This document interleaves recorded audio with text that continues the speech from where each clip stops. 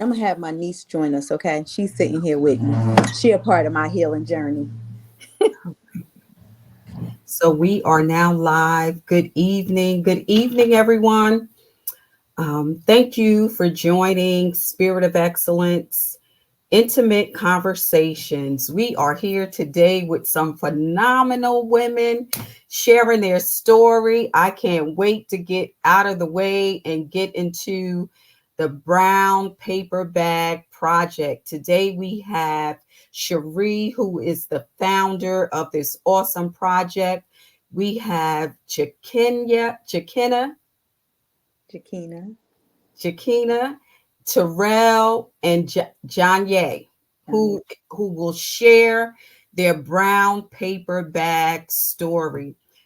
Just want to share a little bit about SOE. We are a nonprofit organization that provide healthy relationship educational programs, and our focus is women and adolescent girls in the Black community. And our goal is to provide resources for healthy relationships that lead to healing. And Intimate Conversations is a space that was created to share different stories about healthy relationships. And that's why tonight we have invited Cheri of the the brown paper bag project to share how she's created stories around brown paper bags. And if you know anything about our history as Black folks, we use storytelling to tell what has happened and to pass on generational history through the means of storytelling. So, Cheri, I'll allow you to introduce yourself and we'll go around so everyone can introduce themselves and we'll get into sharing the brown paper bag project. Good evening. So I am Cherie Holmes, and I don't want to say I'm the inventor of the brown bag because I'm not. I just use the brown bag as a way of as a tool of healing. One of the things that I learned about my healing journey is transformation. So I'm always in that mindset. So thinking of the brown bag and the uses of the brown bag and how we use it, how we abuse it. Overuse it, misuse it, it kind of reminded me of my life. I'm a survivor of domestic violence. One of the things I have identified in my life is that I've never truly had a friendship or a relationship that didn't have some component of abuse or toxicity to it. So in that, I started to go deeper within because the common denominator was me. So in identifying that, I've been able to use this brown bag to create and just give perspective to who I am today and how I have evolved. And I have my girls with me because of them, I chose life.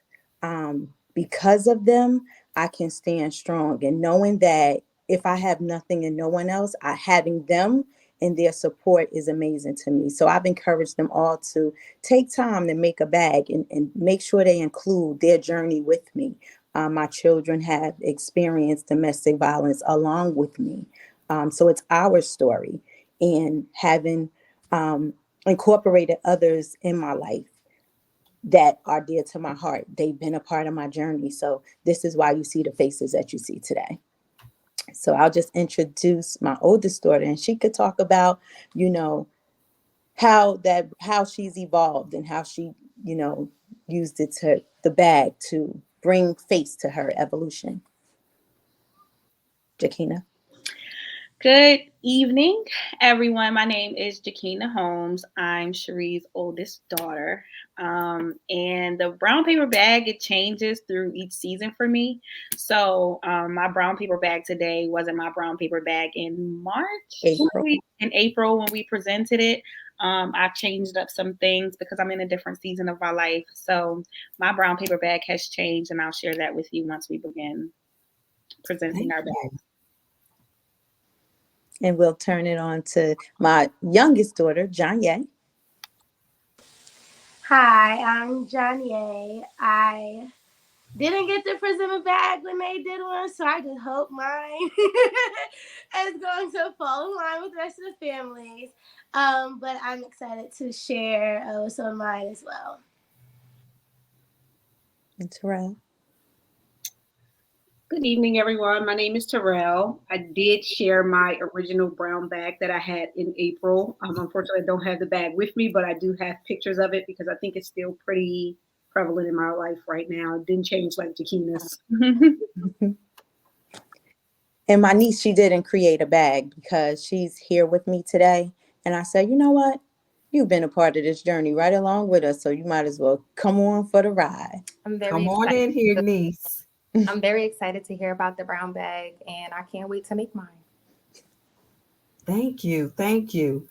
So you shared how you got started on creating the brown paper bag, but describe, and I know you're going to show your bags, like when you started creating the bag, like the tools that you use to create the bag and how it began to morph into the story, your story and your healing.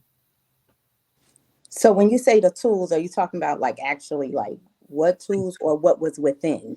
What you use to put on your bag to tell your story. Oh, okay. So I use I put a little purse on my bag because navigating, you collect things. And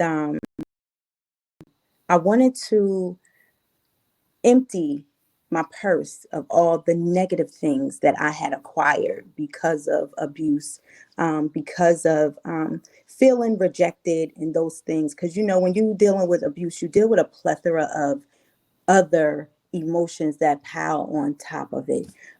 So I decided that I was going to empty my purse. With my girls, I used to tell them, just look at life as a backpack. When you're young, you have your parents. We put what we need to put in your backpack for you to travel with. But once you get older, you can begin to empty that backpack. Keep the things that are useful and get rid of the things that weren't. Um, and as a young woman going through domestic violence with my oldest daughter, I'm sure that I can agree with her that the bag changes as seasons come. Only I wasn't aware, right? I wasn't aware because I was too muffled down by the guilt of having her be a part of that journey with me. I carried a lot of shame because of it.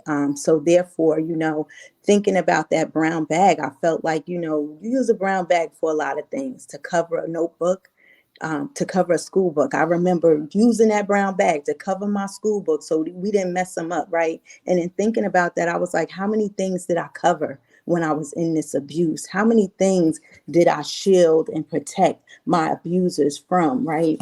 But smothered myself at the same time. Then I thought about the brown bag. You don't have floss or a toothpick. You're gonna rip the corner of the bag off, fold it up, pick your teeth, pick your nails. I felt like that, if I could be honest. I felt like people used me for dirty things sometimes. You know what I'm saying? Thinking about the brown bag, sometimes you just ball it up and throw it in the garbage, and then you're like, wait a minute, I need that bag so I could put some more garbage in. I felt like that. That brown bag, people carry their lunch in it. You store trash in it. You do a lot with the brown bag. It's a temporary tote bag. People use you temporarily to tote what they need and their agenda. And then when they're done with you, you toss it away like the brown bag. The brown bag, it loses its use if it gets wet, if it gets ripped up, too damaged. Nobody wants it. I felt like that. So now I'm looking at this brown bag from a different perspective as I begin to apply the word of God to my life in those spaces that I felt all of those things in, unprotected, how I felt misused, overly used, abused, all of that, as I began to apply the word to my life.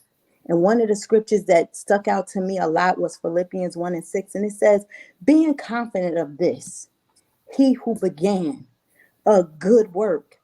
I was Yes. struggling with the word good because I didn't feel like I was good. But he that began a good work in me, he will bring it to completion in the day of Jesus Christ. What was the day of Jesus Christ? The day I acknowledged that I needed him and I couldn't live without him and I wasn't going to make it without him. So that was the evolution of the brown bag. I also have, so I'm going to have to bring my bag out to explain, Bring right? your So bag out there's so my we can purse, see it. right? And as I went through it, right, I have some, I don't have garbage in my purse anymore. Now, I will tell you, I used to keep a junky pocketbook, and it might be junky now, but it's filled up with like mascara and things like that. Because now I'm about Put making more into the myself screen, Ma. now I'm about making myself, beautiful because I didn't always feel that way. But I have these little gems in here because these are nuggets that I gained along the way to help me navigate through hurt, through pain, because when you think about the pearl, it's inside the what is it, a shell. And the clam, and there's a whole bunch of sand and dirt and this and that. So I started looking at the negatives in my life differently. So I got a lot of gems in here, a lot of wisdom, a lot of value to share with people that I come in contact with. I put some glasses on here because as time went on, I didn't always view myself in the best way. But now I look at me from a different light, a different perspective. Like, I am God's daughter. You can't tell me that I'm not his Yes. now. I'm his daughter. And if you're not okay with me, that's your business. Take it up with the manufacturer. He created me, and he had to put me back through some things to bring me back into alignment. I have pencils on here, and I just added these pencils today. One is sharp and one isn't. And the reason why the sharpened one is on it is that point when it's fine, and it's that point on the pencil is fine and sharp, it writes so well. And every time it gets dull, you got to resharpen it.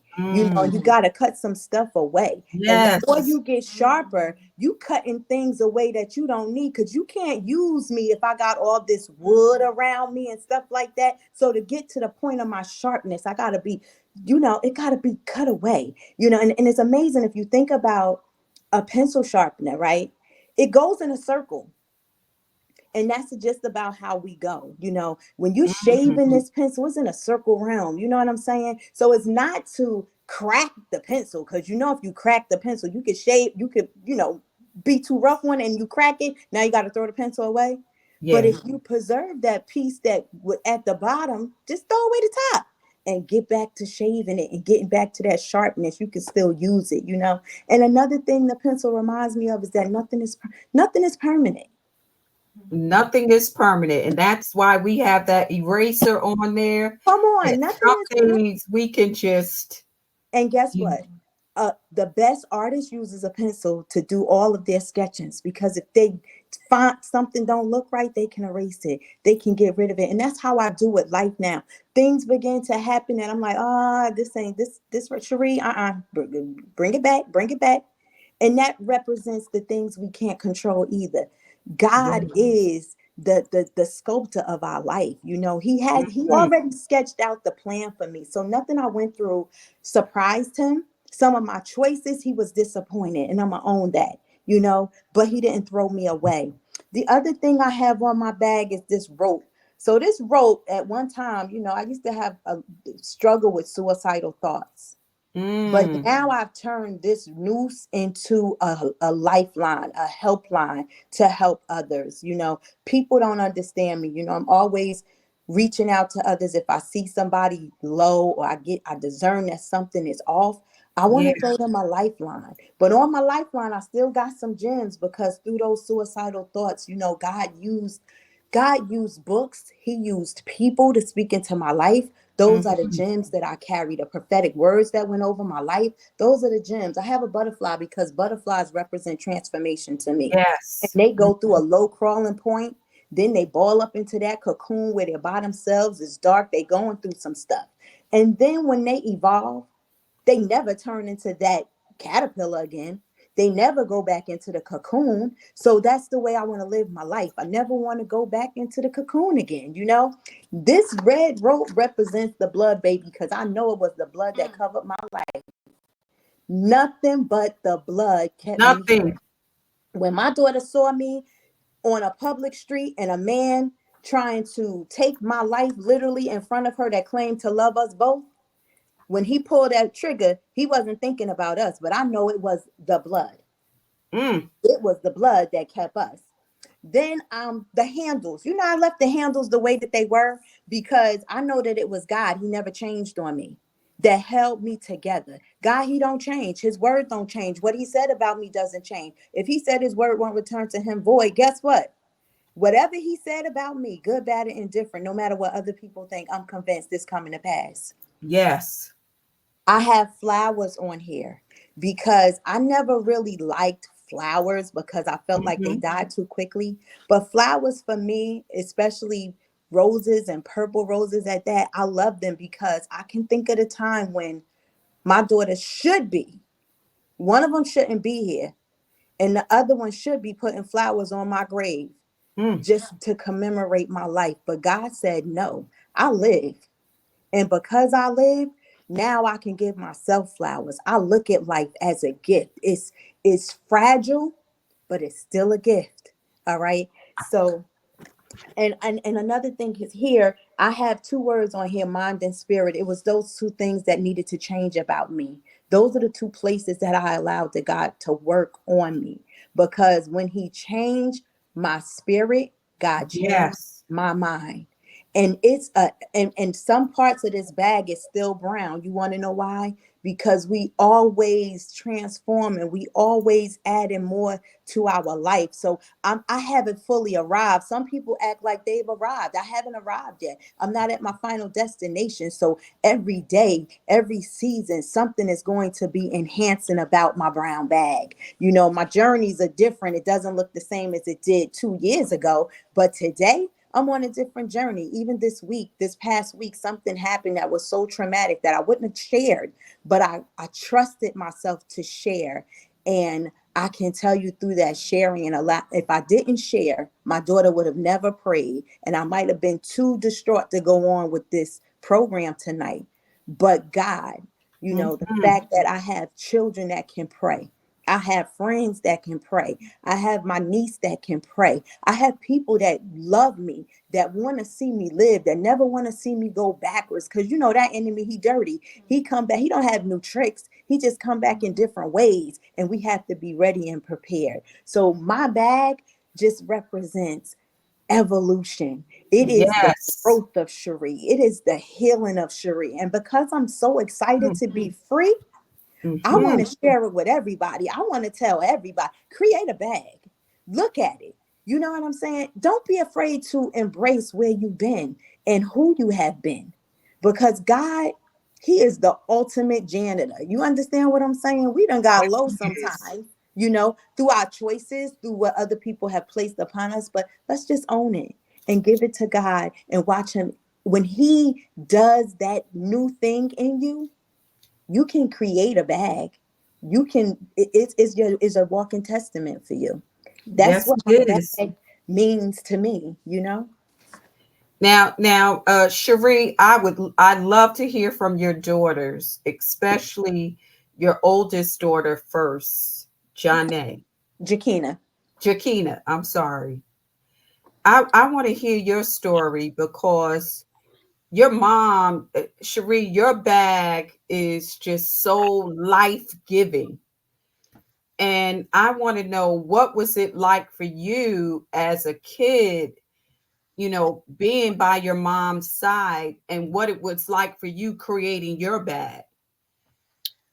So growing up, watching my mother, walking with my mother through the survival journey, um, seeing certain things happening to her, I did grow up quickly because I saw life in a different way and I saw her journey in a different way. Mm-hmm. So watching her, I learned to pray very early. And I thank God that she taught me that very early. So I had a dependence on God as a kid. But I also worried about her, and so it was tough. It was tough. And I didn't even realize, and I don't think the adults around me probably realized the impact that it had on me as a kid. And it wasn't until I grew up and was in college and graduated and went to college because my mother wasn't there right there to nurse me back. And it, whenever something was going on. And that's when I saw the impact that growing up, watching her go through domestic violence had on me. But that was also the opportunity for me to build my own relationship with God because I worried about her. I didn't always share, what I was feeling and things that I was going through. So I would suffer in silence sometimes thinking, going through depression, not knowing how to navigate certain feelings. But what I always knew was God was there. And I remember being a little girl. I think I lost my keys one time, and I prayed. I said, Lord, help me find these keys. And literally, I was in the house. I was almost late for school. And immediately after I prayed, I found the keys. And after that caused me to say, Lord, I want to be a prayer warrior. And I was a little girl. I was probably 9 or 10. And I said, Lord, make me a prayer warrior. And I'll never forget that prayer. And so now, and then I remember a few years later, a lady prophesied to me and said, you're different. You'll never fit in. You'll be like what did she say, Mom? You'll be like a triangle trying to fit into a triangle, something like that. And so little seeds were being planted in me as a kid that helped me navigate what I saw. I remember hearing people say, when she go to college, she gonna go crazy. People who saw who knew what I experienced with my mom, they would speak certain things over me. What I now know are word curses, like she's gonna go crazy or she's gonna, things like that. But my mom always prayed for me. She always taught me to pray for myself. And even on that day, she didn't really tell her story. I don't know if you were going to, but on that day, one of the most pivotal parts of that during that situation was she looked at me and she did this. And I was 7 years old, but I'll never forget her doing this and saying, pray. Wow. And so I thank God that even in her lowest moment, she never forgot to instill God into me because I needed it. And she needed it. And now we're each other's prayer warriors. When things are going on, I can tell. I don't even tell her. And she calls me and she's like, I'm coming. I don't know what you got going on. She sent me these messages. We pray for each other. And I thank God for that. And I thank God that I was able to experience that journey with her. She would call me and text me. I don't even know if you want me to share this, but she would say, I'm sorry. I feel so bad about what you saw. And now seeing the woman that I am today in the relationship that I have with God, I thank God I went through that journey with her. I thank God because I don't care what happened in life. I need God. And I know that I need God. Yes, indeed. So yeah, I don't know if that answered your question, but yes, but I want to see your bag. Oh, okay. So like I said, I was going through depression. So my bag was a little different. I walked in fear, watching certain things. I was determined not to, fall in certain holes, but that opened up the door for fear. But now I'm in the journey of authority. Like right now, this season that I'm in, I know the authority that I have. So I'm showing you my bag. Okay. So as you can see, it's a little tough. You see this woman with her natural hair and she's strong. And some of my favorite scriptures are on here. And right now, my favorite scripture is Joshua 1:9, where God says, have I not commanded you? Be strong and courageous. Do not be afraid or dismayed, for the Lord your God is with you wherever you go. And at first, that meant in the natural sense, when you're about to experience something or go through a new journey, don't be afraid, but be courageous. But now I realize, even in a spiritual realm, don't be afraid of the tricks of the enemy. Don't be afraid of what he's going to send your way, because he's going to try you, because you're amazing. And I created you for your light to shine. So he's going to try to dim your light. But don't be afraid to tell him where to go and tell him what he cannot have. And so walking in that, and then some of my other scriptures on here, 2 Timothy 1:7, I have not given you a spirit of fear, but of power, love, and a sound mind. Emphasis on power, love, and a sound mind. Matthew 17:20, truly I say to you, if you have faith as small as a mustard seed, you can say to the mountain, move from here to there, and it will move. And I've been practicing that. I was outside recently, and I remembered that God gave us dominion over these animals, and it was a bee bothering me, something as small as a bee. I said, go back to your hive and get away from me, and that bee left. Like, walk in that authority and don't forget the power that God gave you. And so that's what I've been studying. So that's what I'm putting in my bag, even from my village, when they write me nice cards and things to motivate and encourage me. Some of the messages that my mother sends me, her text messages, I'm going to print them and put them in my bag so that if ever I forget or feel weak, I can reach in my bag I love that.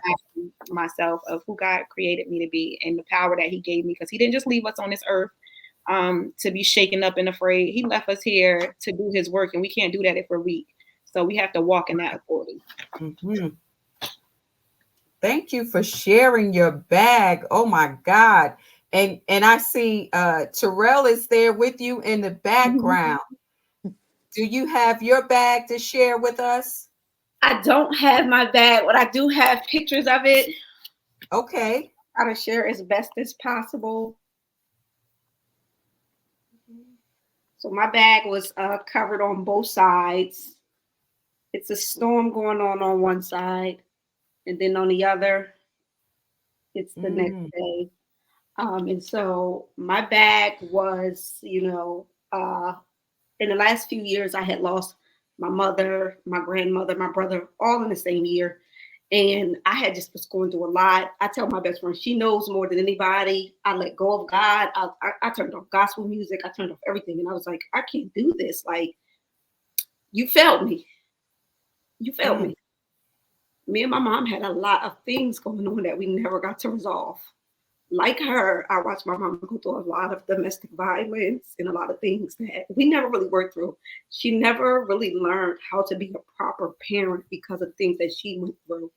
And before that was, once we started getting around to that, she passed away. She had cancer. So once we really started building and getting into the nitty gritty of the things that happened to us as children with her, she passed away. So I felt like, whereas you guys have this, we were robbed of that. And so I turned my back. I did. It was a lot. And I was in the storm. I was in the thick of it. Yeah. And then I had to remember that, the beauty is on the other side of the storm. And now more than ever today, I think that we just had these storms going on in Florida, and we see everything that washed away, the people that perished. I survived. I'm still here. I'm still on the other side of the storm. It wasn't to take me out. And storms are not meant to take us out. Yeah. And that's why it's beauty on the other side. Things don't grow without the rain. Things don't grow without the storm. Things aren't new. Old trees tear down during the storms to make room for new ones to grow. And that's what I had to remind myself, that the beauty is on the other side of the storm. The miracle is in surviving the storm, and the beauty is on the other side of the storm. And so that's what my bag represented. That, today's sunshine don't care about yesterday's rain. That's right. That's it. So it was bad yesterday, but all right, that could preach. Okay? I might need to write that down. Huh? I said that could preach. I might need to write that down. And me and Jakina have been having conversations about this a lot, about me focusing on the past a lot. And I told her that I think that this bag is great too, because even before we did the bag, I told her that I felt like I was carrying so much old stuff that I couldn't pick up anything new. So I had to put things down to pick up new things.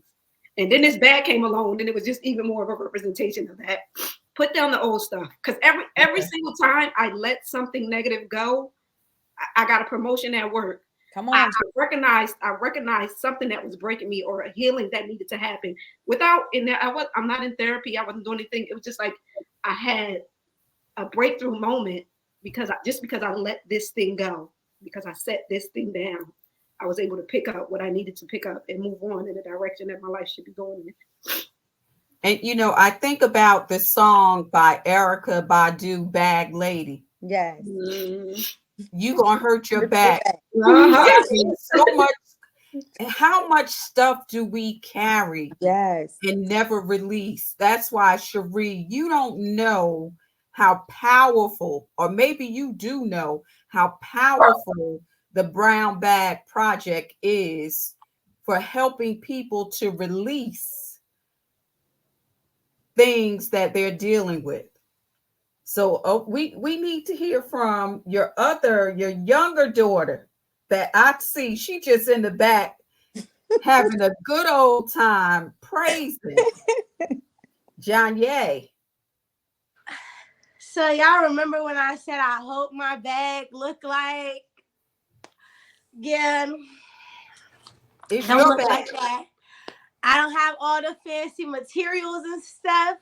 Cause actually, I'm really not a materialistic person, so maybe it does fit, who I am. Very minimalist kind of thing. So most of mine is like all writing. I don't know if you guys can see it. I like use the different parts at the bottom to compartmentalize certain things. Most so I didn't really see my mom um through the brunt of the domestic violence like my older sister did. I kind of got the back end. Mm-hmm.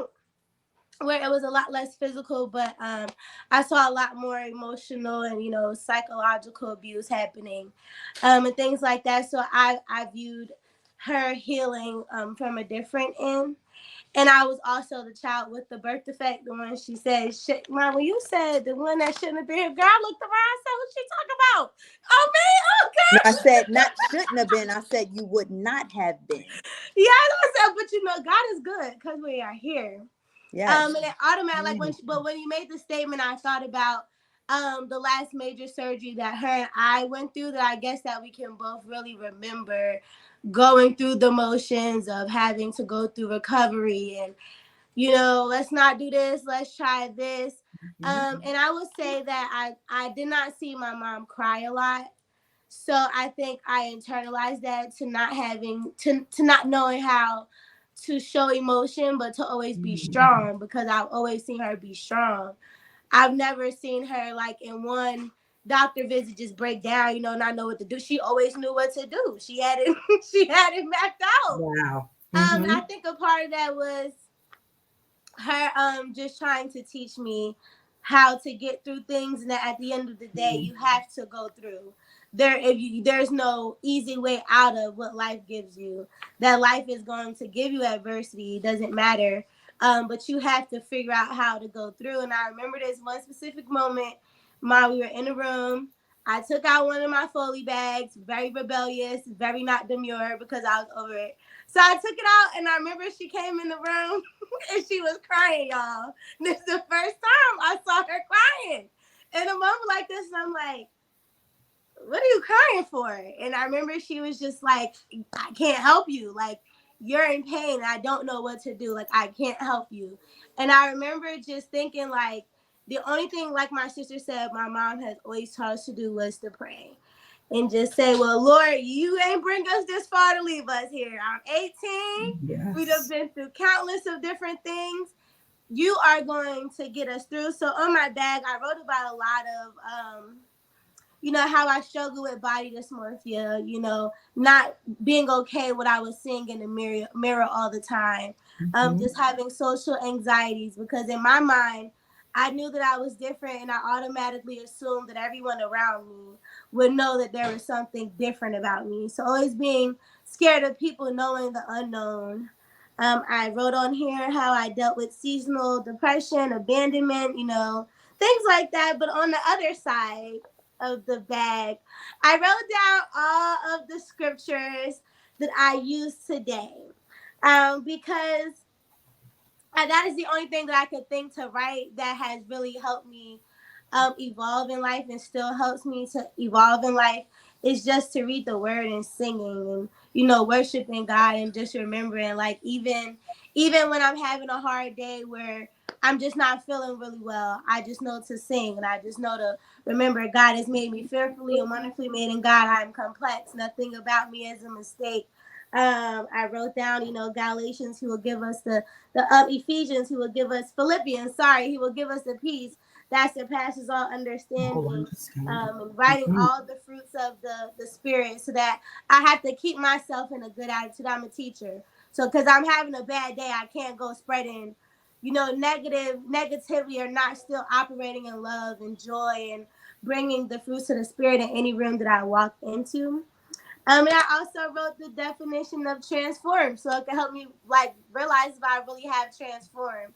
And it says to make a thorough or dramatic change in the form, appearance, or character of John Ye. I wrote John Ye to make it personal to me, and I think that I've made a lot of changes in my character. And transformed, I just wrote the word transformed my life and perspective on things. And ultimately, my mom just always taught us, you lean on God, God will have you. If no, you can't depend on anybody else besides really God and your family. And she always taught us to stick together. Like my sister said, we are each other's prayer warriors. I just had a traumatic moment at work, and all I could think of was go in my car, close the door, call my mom, and mommy pray. And that is exactly what I did. Mommy, I need you to pray, and she got to praying. So I'm just happy that, I just want to say, even though parents, you guys go through things with your children, we are still learning how to live, and that not everything you're doing, because it may not seem right in the moment or you don't know, there is some part of it that we're going to remember later on in life and take Yeah. and remember that, I saw my mom, she didn't do it the right way, if I don't know, however you feel, but your children are listening to you, and we are taking all your adversities in, and we're learning how to live better through them, like through your mistakes we're learning how to do it better. And that's yeah, y'all, I'm gonna do mine over though, because yeah, I need to add my little No, that is your bag, and you do Right. it according to how you feel and how it should be represented. You don't Right. have to do it over to make it look pretty for no one. It's your bag. That's And right. one of the themes that I'm hearing in everybody's story, and I just want to say thank you for being brave to share your story. And I can't wait to create a paper bag. Me But too. one of the themes that I'm hearing is as you go through life, there will be some storms. Yes. And this paper bag project in concert with the word and with your faith and with God and prayer has helped you to overcome those storms. So tell me about, you know, how the combination works. Maybe there's someone that's listening today that's going through this storm of life, whatever it may be, if it's domestic violence or it's something in their life, how they can continue to hold on to God's word, or maybe they're not a believer. Cheri, tell us what you would suggest. Give them some words of encouragement on how they could just pick up that brown paper bag and begin to share that story of healing in their bag. So I would say that I can only speak from my journey, right? One of the things I knew was that I couldn't do it without God. Um, I knew that I couldn't depend on me, because I couldn't carry it, I couldn't navigate it. When you're trying to help yourself, you fail miserably. It's like a revolving door. You just, you ever go into the hospital and they had that door that you could walk around. I remember when I was a kid, I used to just want to walk around in that circle, but life can become that. It's just, you're just going nowhere fast. You keep running into the same thing. So I would say, trust God.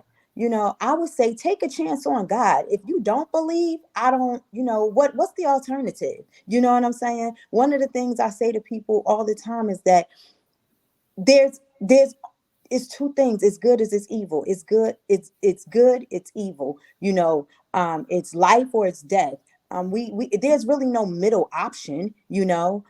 If you're going to the in the middle lane, you know, I tell my kids it's safety in the middle lane in traffic, because if you don't know if you're getting off to the right or to the left, that's an easy switch either way. But when you're going through the traffic of life, you have to make some clear decisions. I'm either with him or against him.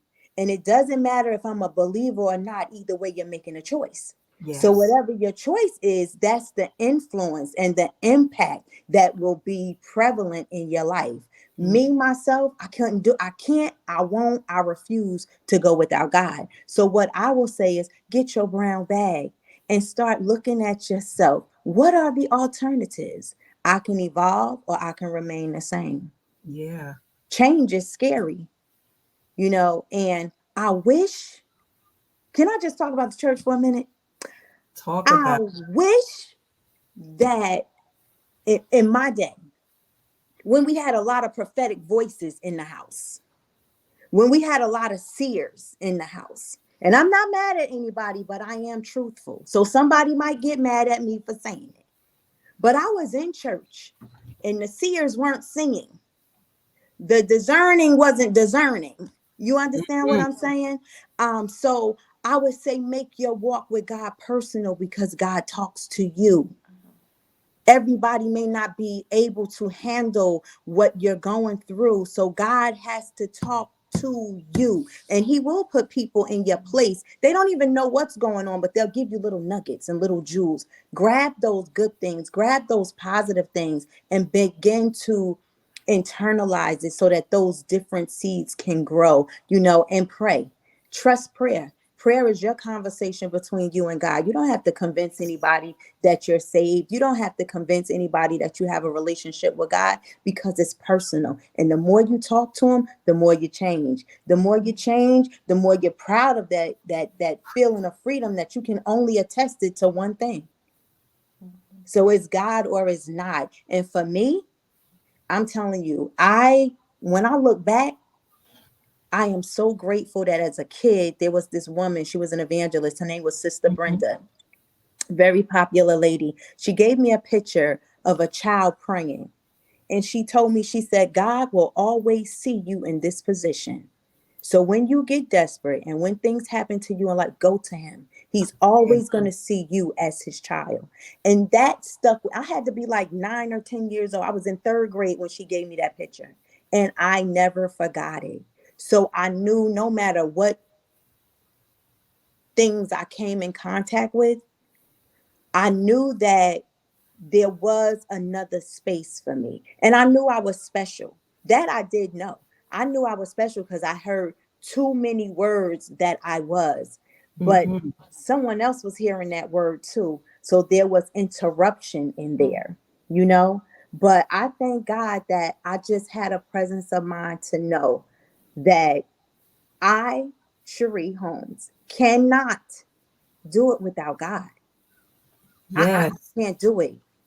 I And you just made a good point that, you know, a lot of women and men are abused as well. yeah. So don't want to negate that fact. But a lot of women are in the church sitting there in silence, and being overlooked, you know, and, you know, if the truth be told, some people know when you're going through these issues, but because of the stigma and the shame that's associated with domestic violence, Mm-hmm. people around us will remain quiet, Yes. right? So thank God for those who can pull you to the side and say, hey, I see something is going on. I see something is happening. Um, Let me help you. And, you know, we can't always spiritualize things Yes. and negate the fact that this woman and her children are in an abusive relationship. And So, we can't talk about, you know, and another thing is that, you know, it doesn't help that if you're not in the situation that they think you're supposed to be in. If you're not married, you know, they figure that's a seed of sin, because yes. you shouldn't be doing that, you know. But we have to begin to use eyes of grace and wisdom. We over spiritualize some things, under spiritualize others. But the bottom line is God is a total man person. He's about our total man. He's about our whole person. And as people begin to grow in God, and we're sticking with church right now, right? The more you come and the more you hear that word, if you're in a good word-based church, all those other things will fall off of you. You'll come in alignment with, no one has to tell you not to fornicate. No one has to tell you not to quote unquote shack up. No one has to tell you about premarital sex. Yes, we can teach it to our youngsters, right? We teach them that early. But if you're an adult and you're already in situations when you get to the house, we have to handle them with grace, right? And just keep speaking the word, because it's the word that changes us. The Bible says that the word is like a two-edged sword. It cuts going in and coming out. So that means he takes care of our spirit and our outward person. So learning how to show love and grace, that is helpful.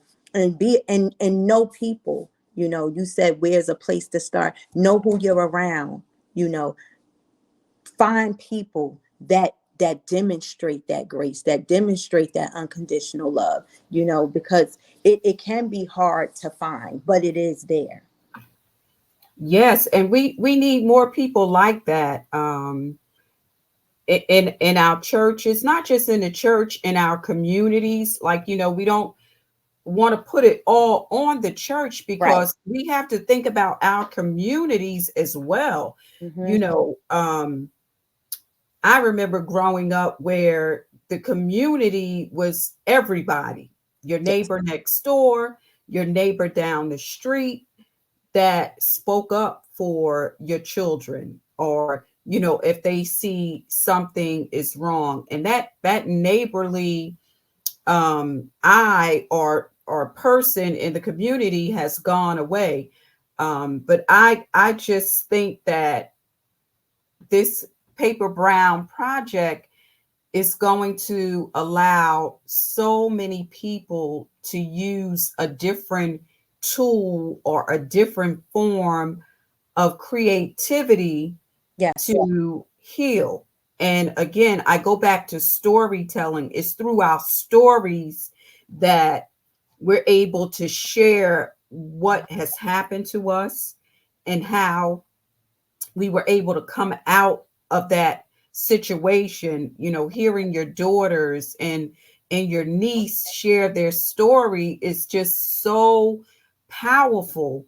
In the healing process, healing can come in so many different ways, so many unconventional ways that we can heal. And I'm thinking about how you started tonight, Cheri, describing the use of the paper bag to cover up, a book in school. That was the only book cover we had. That's Was right. a brown paper bag. Like, we didn't go out and buy paper bags to cover up our books, and it's used to cover up so many issues that we have. We put that paper bag on to make things look good, and to keep the damage from happening.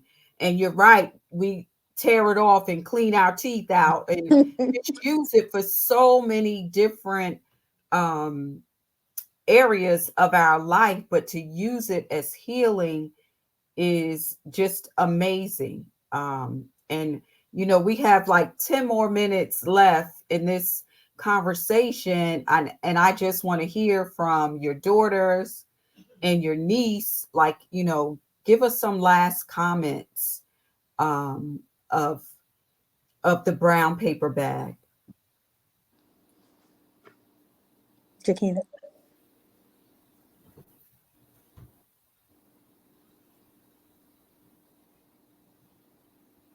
We can't hear you. I know. I was trying to unmute. You want to know? You said some last comments about the Some brown. last comments. What would you like to share with someone that may be going through?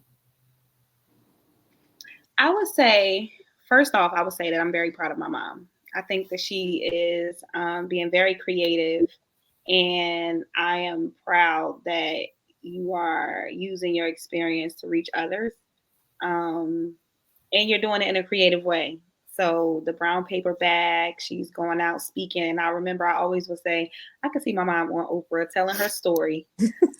Hopefully at the end of it, Oprah was saying, "You'll get a car, you'll get a car." But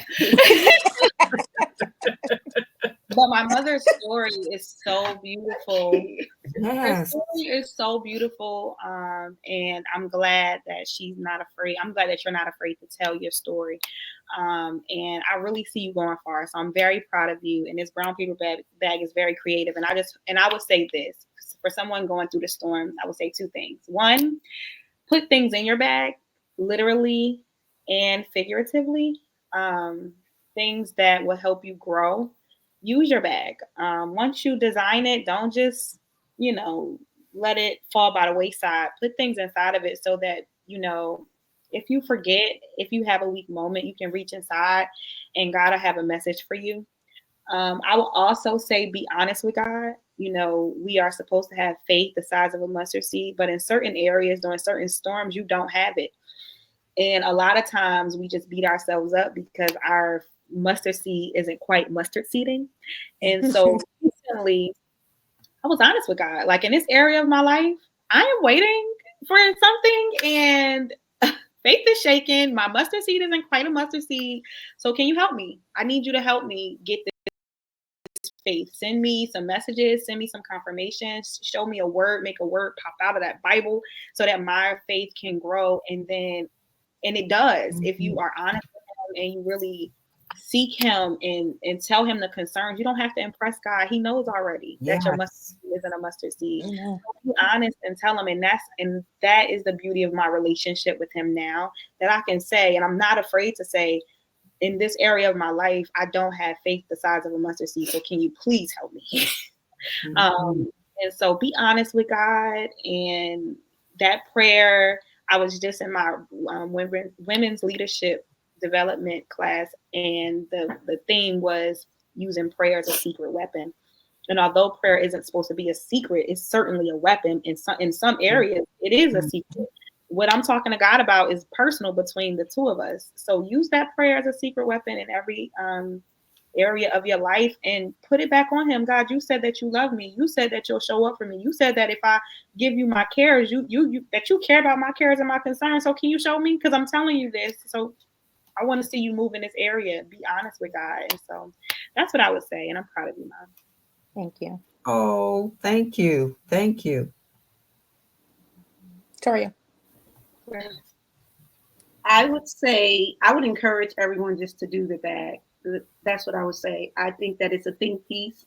I think that is a very creative way to address yourself. When I was doing this bag, it made me look inside of myself because it's asking you to be your most intimate self out in the public. So, who are you? That's what the bag was asking me. Who are you? What are the things inside that make you? And it helped me to look in and find those things. So, I think that when you think about the bag and you're like, well, what would I put on this bag? What makes me me? It allows you to address those concerns with yourself that you may not even ever had questioned before. It allows you to dig in there and search for things that you didn't even know you needed to look for. So I would just encourage everyone to do the bag and be honest with yourself when you're doing it. Um, it was times when I was like, oh, I'm not going to put this storm on there because, that recognizes the fact that I'm a hot mess on the inside. I don't want the world to see that. But you know what? I think that when you start looking at that, you start changing those things. So I would just encourage when you're doing this bag to be honest with yourself, be honest with God, as they're saying, and really take the time and address those inner concerns with yourself, as well as the positive things. I have a thing now where, at my job, if I leave the day and I feel like I've done something like, oh, I could have done this day so much better. Before I say the bad thing about myself, I have to address, well, what at least 3 things did you do well today before you address the negative concern? What 3 things did you do well today? And so that's how I approach my bag as well. Thank you. Thank you for sharing that. Johnny. Much like my sister, I want to tell my mom I'm very proud of you. because you always tell us how you want to start speaking about yourself more and sharing your story with other women, and just being a safe place for people. And I'm so proud of you for taking this assignment and finishing it. With this is just amazing. It helped me on a personal level in here too, because I didn't get to create one before like everyone else. So this is my first time doing it, and I'm definitely going to do it again. And really, I would just want to tell people, um, I just can't give up now. I've come too far from where I started from. Nobody told me that the road would be easy, and I don't believe he's brought us this far to leave us. That's all I want All to right now. You get ready to start something up in here. love you, mommy. So, Cheri, before I come to you, I just want to let everybody know to stay tuned, because SOE will definitely be having an on-site brown paper bag project. Yes. Awesome. So we will talk offline to get a Okay. date, Awesome. so that whoever would like to come in and create their bag, they can do so. I see someone in the comments said, where do I get my bag? Okay. You create your bag. That's right. You create it. Any It's bag you not want. something you purchase. You just get your brown paper bag and begin to share your story of healing, or just where you are right now, and sit back and see your bag begin to shape as you begin to heal. So, Cheri, I'm going to let you give us some final words before we close out this evening. Well, I'm just going to say to everybody that's been listening and watching that life is just what it is. It's a journey.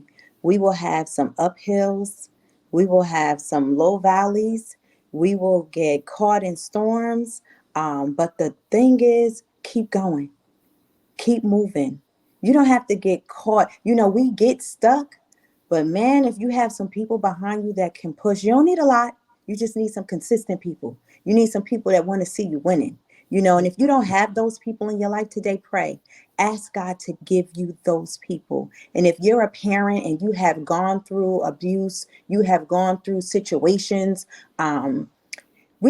there's people say there's no guidebook. I don't believe that. We have the word. Um, and Yeah. one of those things I'm going to say is that apply it. If you don't know God, get to a word-based church. Repeat the sinner's prayer. You find it in the book of Romans. And talk to God, right? It's all about our relationship. And as you talk to him, your life will evolve. I'm telling you. Go back to the manufacturer. You Where ever all notice the something about instructions a are. car? You take your car, I promise you, as soon as you take your car to a mechanic that is not, as soon as your original parts on your car are replaced by anything else, the car never runs the same. That's us. Yes.